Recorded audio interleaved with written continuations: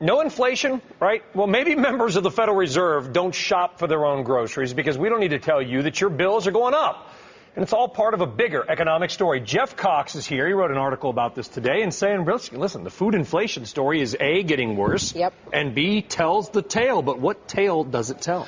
Good news, bad news. Good news is gas prices have gone down about 5% over the past month. The bad news is food prices are going up, up, up. Now, the government tracks about 76 different items on the BLS website. About 45 of those items have gone up in price just over the past month, 66% over the past year. Let me hit a couple highlights here. Grapes, 1 month, grapes 30% up. Cabbage up 17% in 1 month. Over the past year, coffee's up 40% over the past year.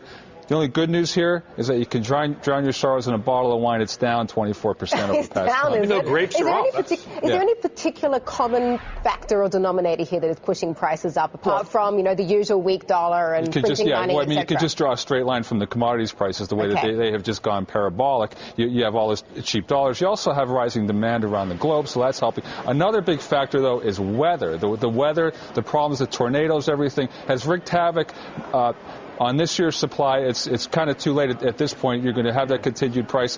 One other piece of bad news here, bacon is up 23.5%. Somebody once told me that the 3 sexiest words in the English language are wrapped in bacon, but not going to be that way. Well, if we can't afford to eat, we can always drown our sorrows in wine, right? Yeah, it's a really rough trend. It is really rough trend. And you know what stinks about the whole story, too, is that 2% payroll tax cut we got wiped out by higher gas and food prices. That's why it's not helping the consumer economy. It's a tax. It is indeed. Thank you so much, Jeff, as always.